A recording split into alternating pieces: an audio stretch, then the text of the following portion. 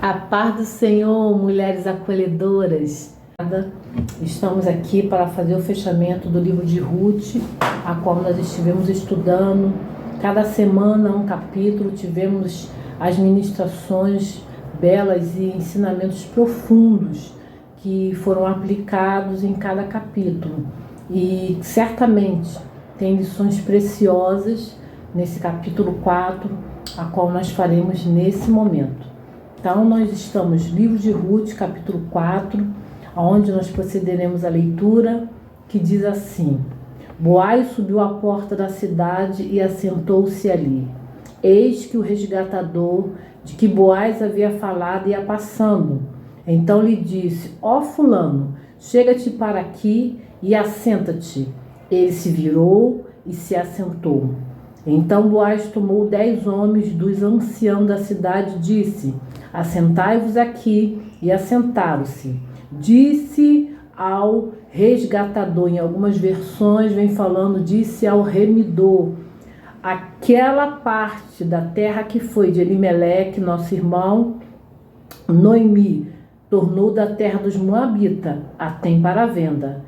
Resolve, pois, informar-te disso e dizer-te: compra na presença desses que estão sentados aqui e na de meu povo. Se queres resgatá-la, resgata-a. Se não, declara-mo para que eu o saiba, pois outro não há senão tu que a resgate, e eu depois de ti.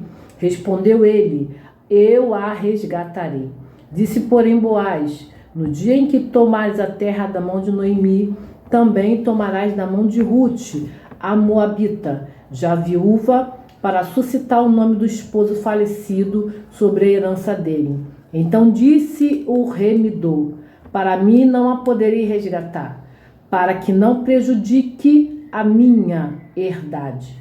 Redime tu o que me cumpria resgatar, porque eu não poderei fazê-lo. Este era outrora o costume em Israel, quanto a resgates e contratos. O que queria confirmar qualquer negócio, tirava o calçado e dava ao seu parceiro. Assim se confirmava negócio em Israel. Disse, pois, o remidor a Boaz: compra tu, e tirou o calçado. Então Boaz disse aos anciãos e a todo o povo: sois hoje testemunha de que comprei da mão de Noemi tudo que pertencia a Elimeleque, e Quileon e a Malom. E também tomo por mulher Ruth, a Moabita, que foi esposa de Malom, para suscitar o nome deste sobre sua herança, para que este nome não seja exterminado dentre seus irmãos, e da porta da sua cidade, disto sois hoje testemunha. Todo o povo que estava na porta e os anciãos disseram: somos testemunha. O Senhor faça a esta mulher que entra na tua casa como a Raquel e como a Lia, que ambas edificaram a casa de Israel. E tu, Boaz, ate valorosamente em Efrata e faze-te nome afamado em Belém. Seja a tua casa como a casa de Pérez, que Tamar teve de Judá, pela prole que o Senhor te der desta jovem. Assim tomou Boaz a Ruth, e ela passou a ser mulher, coabitou com ela, e o Senhor lhe concedeu que concebesse, e teve um filho. Então as mulheres disseram a Noemi: seja o Senhor bendito, que não deixou hoje de te dar um neto, que será o teu remidor, e seja afamado em Israel o nome deste. Ele será remidor da tua vida ou da tua alma, em algumas versões, e consolador da tua velhice, pois a tua nora que te ama o deu à luz, e ela te é melhor do que 7 filhos. Noemi tomou o menino e o pôs no regaço e entrou a cuidar dele. As vizinhas lhe deram o nome, dizendo: a Noemi nasceu um filho. E lhe chamaram Obed. Este é o pai de Jessé, pai de Davi. São estas, pois, a geração de Pérez. Pérez gerou a Esrom. Esrom gerou a Rão. Rão gerou a Aminadab. Aminadab gerou a Nazon. Nazon gerou a Salmon. Salmon gerou a Boaz. Boaz gerou a Obed. E Obed gerou a Jessé. E Jessé gerou a Davi. Aqui nós fizemos a leitura do livro de Ruth, número 4, onde nós temos esse livro como um livro muito poético, um livro onde, né, na cultura para os hebreus, que tem aí 5 livros, ele é o terceiro, e ele faz parte de uma das festas, porque foi colocado como costume e hábito dos judeus, dos hebreus, né?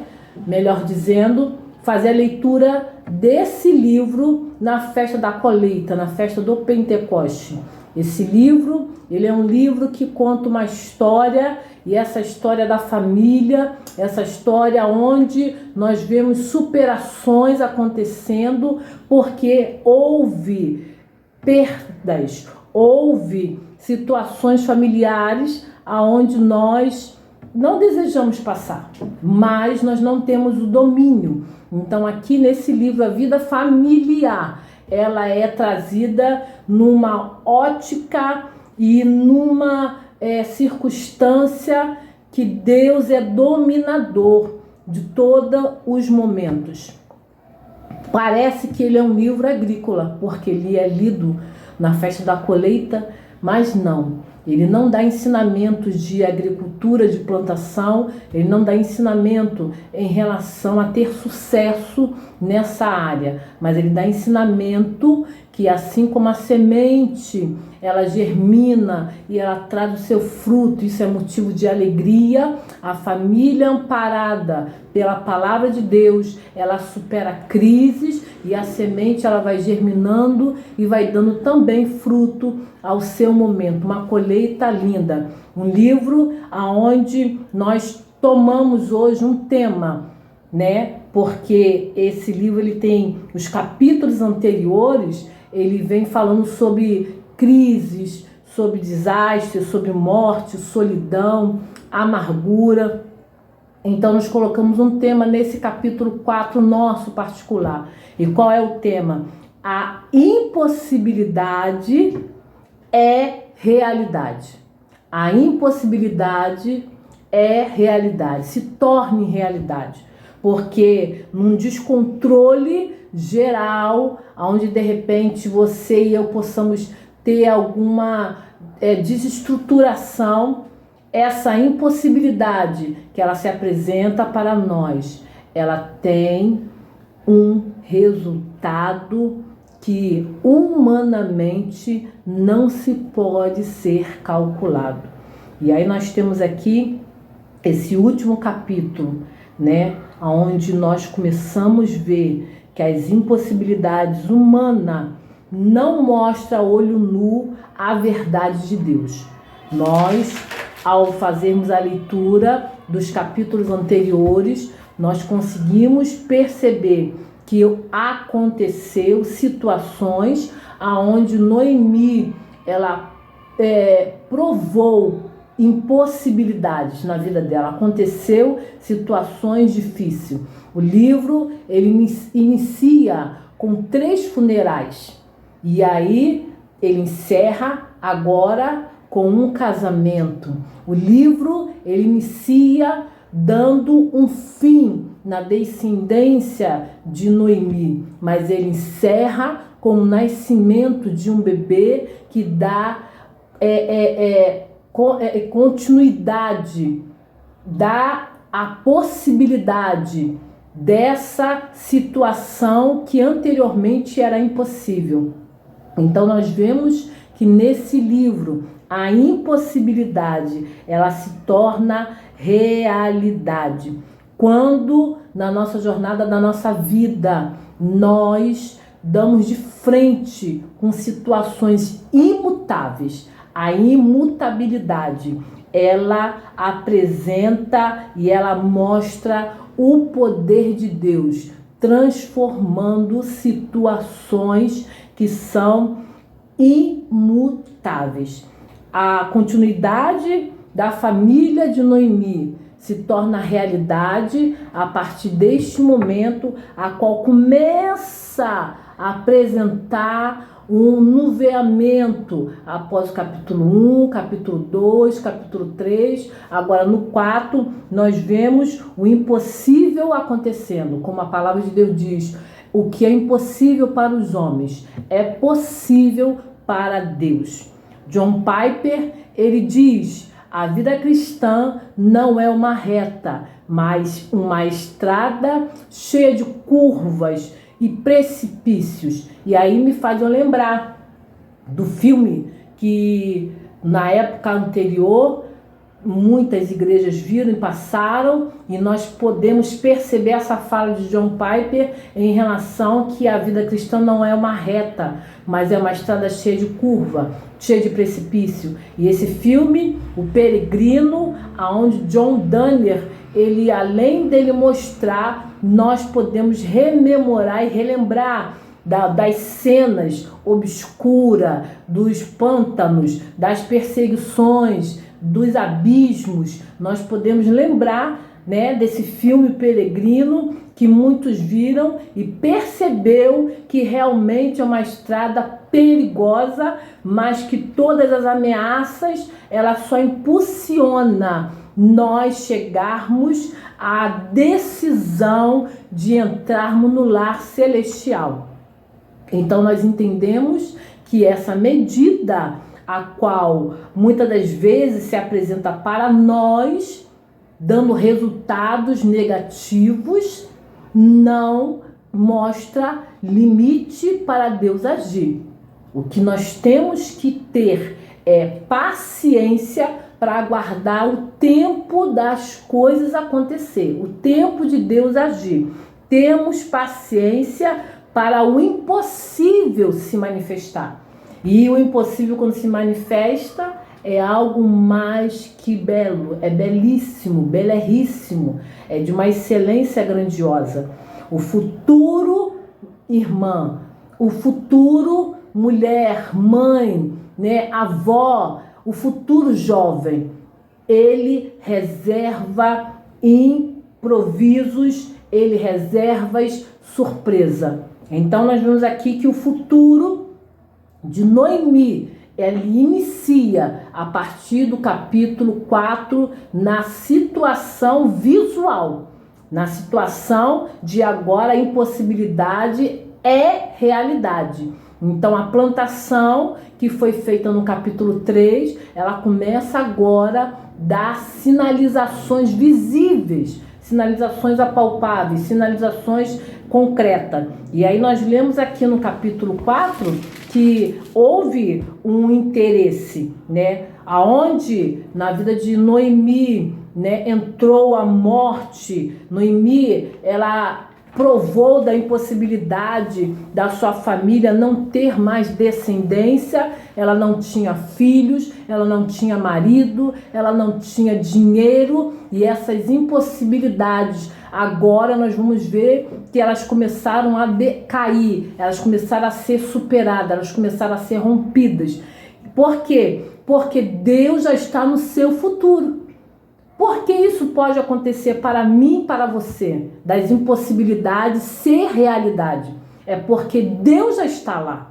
Nós chegaremos lá, se com perseverança, paciência e persistência aguardarmos e sermos guiados por Deus. Então aqui no capítulo 4 começam as impossibilidades serem percebidas. Nós vemos que aqui a providência divina começa a ser visível. Aqui Boaz, ele vai para o seu casamento, ele marcou o seu casamento. E ali ele levou testemunhas, ele foi para a porta da cidade, ele foi para o tribunal, que naquela época era a porta da cidade, ele levou 10 anciões, ele tinha ali todo o povo e ele se assentou para fazer de forma pública aquilo que estava no seu coração colocado por Deus, mas de forma legal, de forma legítima, de forma verdadeira. As coisas de Deus nunca irá atropelar a lei, nunca irá atropelar a pureza,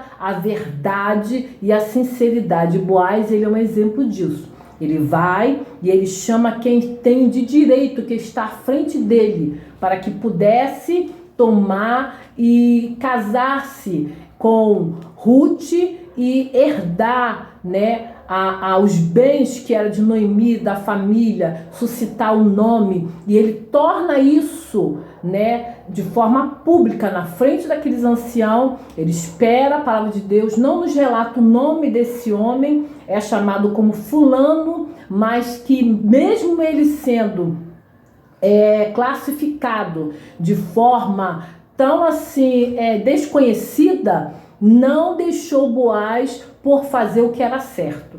Boaz chama ele, notifica que Noemi voltou, notifica que ele é o primeiro para que pudesse recuperar não só os bens de Noemi, mas também tomar Ruth como sua esposa e suscitar o nome dos seus filhos, dos filhos de Noemi. E ele ali declara, né, na frente daqueles homens, e ele diz que ele não poderá fazer, e ele segue o hábito e o costume, como está escrito aqui no versículo 7.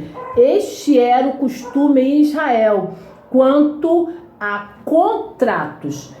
Boaz, ele não quis fraudar. Boaz, ele não usou de subterfúgio. Mesmo essa pessoa, de repente, não sendo tão conhecida como ele, mas ele foi de acordo com a lei. Como diz o contrato, ele assim sucedeu com as testemunhas, com o povo. E aqui, quando ele diz que ele não quer, não fica aquela conversa entre eles dois. Ele também diz aquele fulano, se manifeste se você quer ou se você não quer, porque você está na minha frente. Eu sou depois de ti. E ele não quis, então agora vamos dar sequência ao que é costume, ao que é legal, ao que é lei. Os anciãos estão aqui, pessoas de autoridade presentes. E ali ele vai, tira o seu calçado e dá para Boaz. E ele declara diante daqueles homens, diante daqueles anciãos, que Boaz agora estava no direito de assumir a Ruth e dar sequência à descendência de Noemi. Nesse momento, a primeira barreira, a primeira impossibilidade, ela cai. A primeira impossibilidade, que era improvável, imutável, ela cai.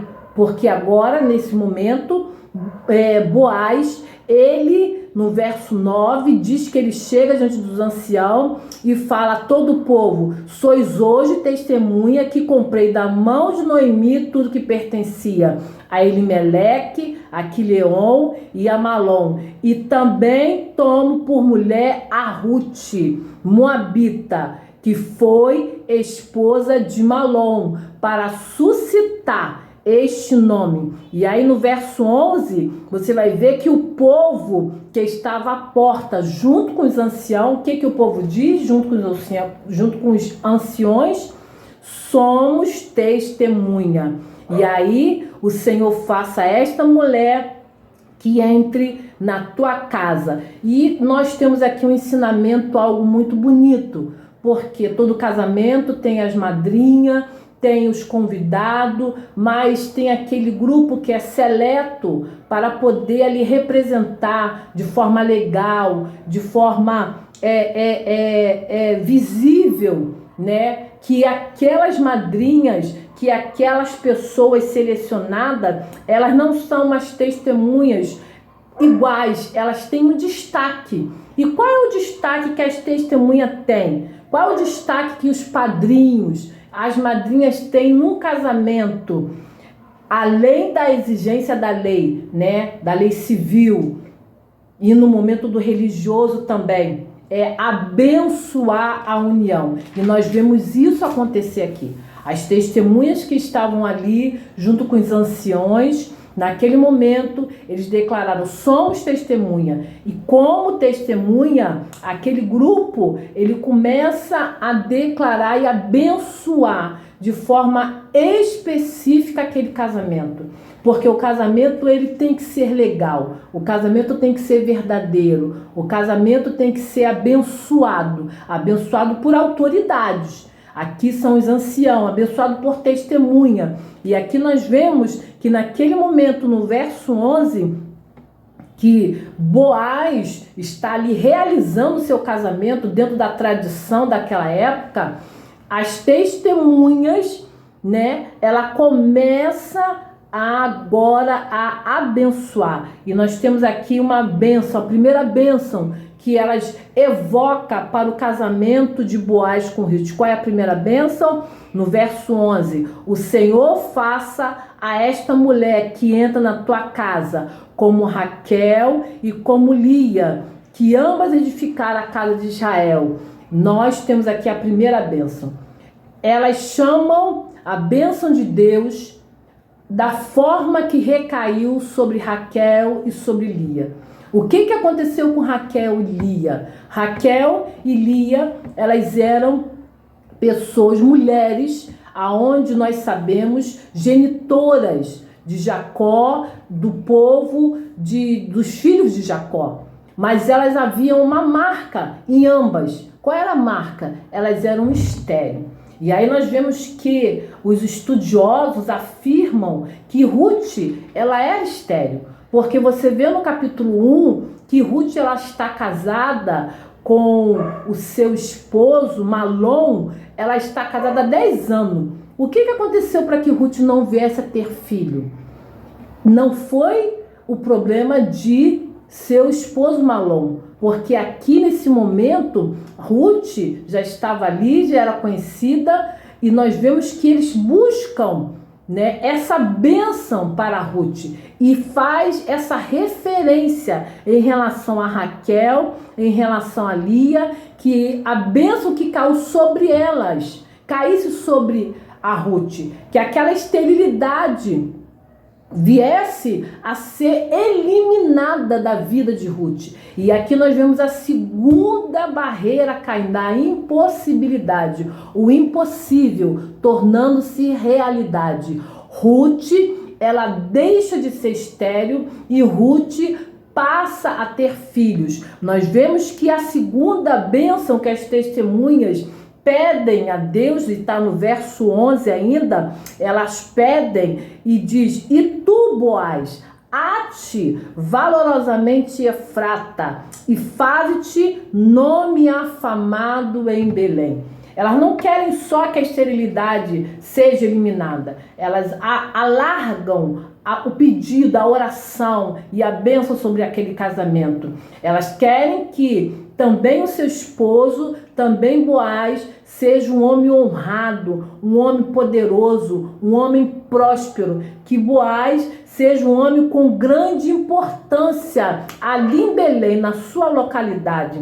Porque eles dizem e falam, e a palavra de Deus nos refere aqui no verso 12, que elas falam assim, os anciãos também abençoando: seja a tua casa como a casa de Pérez, que Tamar teve de Judá, pela prole que o Senhor te der desta jovem. Não é apenas ter um filho, mas agora elas querem ir além. Já que o milagre está acontecendo, já que a impossibilidade está se rompendo, então vamos alargar as estacas, tenda, e colocar e ilimitar a oração e clamar pelo Deus do impossível, e ele entra, e quando ele entra, ele faz muito além. Ruth queria um filho, mas a bênção chegou na casa dela. De que maneira? A maneira que elas pediram: seja a tua casa como a casa de Pérez, que Tamar teve de Judá. Quem foi Pérez? Pérez, ele teve vários filhos, mas Judá foi o filho com maior destaque. Judá, a tribo de Judá, é uma tribo aonde ela tem destaque, ela sobrepuja as outras tribos, porque ela é uma tribo real, ela tem esse destaque, dessa importância. Nós vemos que essa tribo, ela veio da descendência de Davi, e trouxe o nosso Senhor Jesus Cristo. Então agora não é somente ter um filho. Não, é você ter a sua família como destaque entre os seus familiares. A sua casa, ela ser referência do milagre de Deus. A sua casa está sendo sacudida, a sua casa está sendo balançada, as impossibilidades estão dizendo que vão fazer habitação e que não vão sair. Mas nessa noite, né, que eu estou aqui na parte da noite, e neste momento nós declaramos que ela já saiu por essa palavra. Ela já saiu porque nós unidas cremos que o impossível, ele é realidade. Ele não vai ser não, ele é realidade. Então nós vimos que a tribo de Judá, ela foi uma tribo nobre, foi uma tribo mais importante, foi uma tribo onde o Messias vinha. Dessa maneira, ela está pedindo que Ruth, quando tenha filhos que marque a sua família, marque a sua casa. Além da história, ela vinha de uma forma diferenciada, totalmente construída, para que todos que souberam da crise venham ficar perplexos, porque o impossível ele traz perplexidade, porque é algo que não é comum. E nós vemos que aqui a bênção veio para o casal e a criança nasceu. Então agora sai de cena o casal, Ruth, Boaz, e os holofotes se volta agora para o nascimento da criança, o bebê. E aí no verso 13 diz que a oração, o pedido e a bênção ela concede, né? No verso 13 vem dizer que assim tomou Boaz a Ruth e ela passou a ser sua mulher, coabitou com ela e o Senhor lhe concedeu que concebesse e teve um filho. Resposta de bênção, resposta de oração, autoridades espirituais ali representada, e a coisa pedida ela vem se materializa. Como é importante nós estarmos diante de autoridades espirituais. E nós vemos que aqui o escritor ele diz que Deus concedeu que ela concebesse.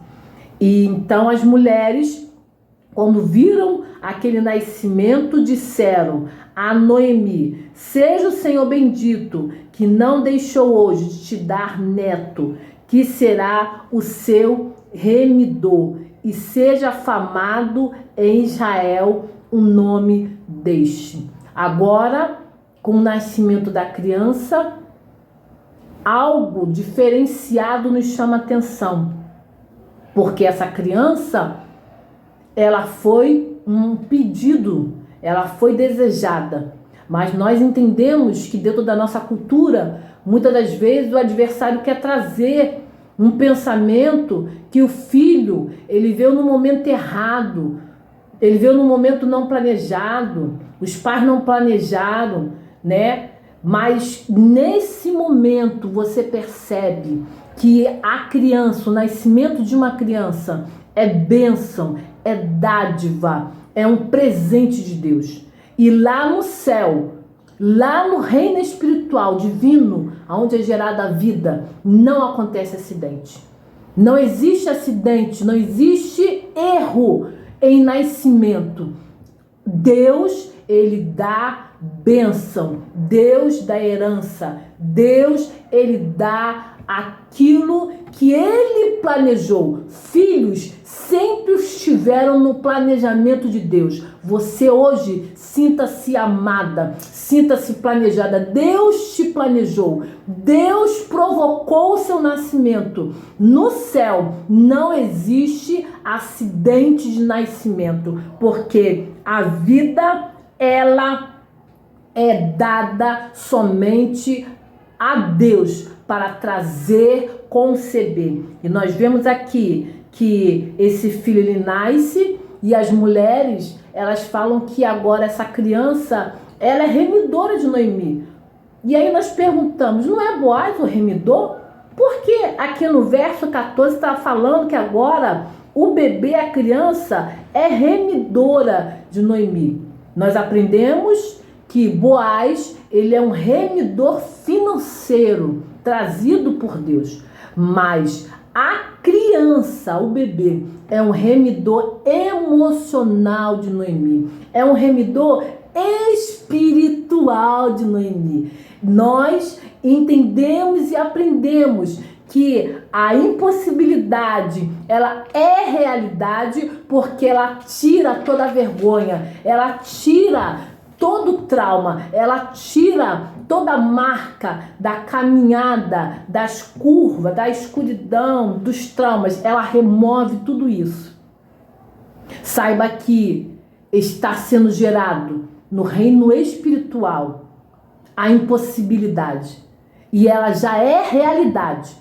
Só basta nós agora tocarmos e visualizarmos ela, como aqui aconteceu com Noemi. Glória a Deus. Deus, ele é tremendo, Deus é poderoso. E nós vemos que as mulheres, elas falam no verso 15, ele será restaurador da sua vida, ou recriador da alma, e consolador da tua velhice. Porque Deus permite Noemi ouvir isso? Porque Deus está falando para Noemi: Noemi, você estava errada ao meu respeito.